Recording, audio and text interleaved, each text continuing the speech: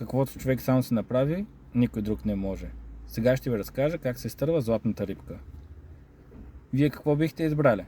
Да си продадете къщата в район с преобладаващо население от малцинствата и да закупите голям апартамент в хубав район в София и имот за инвестиция, или да останете да живеете там, докато цените на другите райони в София продължава да се покачва, доколкото при вас всичко е замръзнало.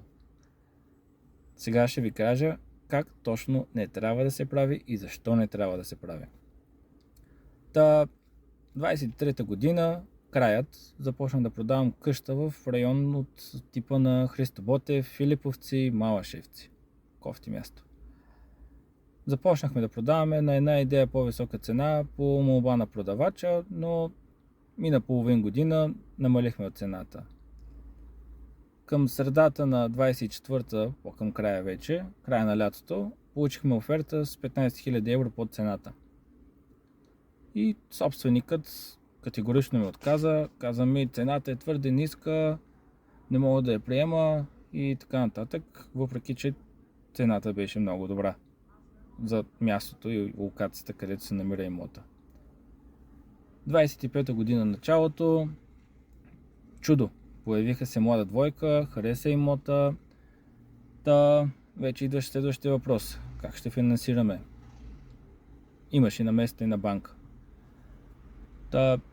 По мой личен съвет, първо, преди да се остави депозит, винаги проверявайте как точно ще се случва с банката. Проверка, оказа се, че не може точно толкова лесно да се финансира, трябва да се направят доста неща.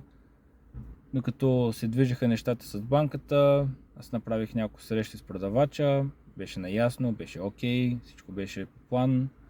Говорихме как точно ще стане сделката, какво точно ще се купи после, харесахме оферти и така нататък. Просто им трябва време на купувачите да може да се уредят финансирането. Окей, всичко върви по план, остави се депозит и звъни на продавача. Привет, как си, какво правиш? Марти, здравей, в момента съм на почивка, не мога да говоря, ще ти звънна малко по-късно, по-скоро другата седмица. Добре, стана следващата седмица, звъня 1, 2, 3 пъти, няма отговор. И реших, че трябва да отида на място, където работи, познати сме, нямаше да е проблем. Отидох, не мога да говоря сега, трябва да се видим другата седмица, да може да ги обсъдим на спокойствие нещата, има много работа. Окей, дойде следващата седмица, 1, 2, 3 пъти по телефона, няма отговор. Отивам пак на мястото, установих, че просто не е искала да ми вдига, защото не е знаела какво да прави. Всичко хубаво, но горчивата нотка от купувачите се остава, защото бяха доста готини хора.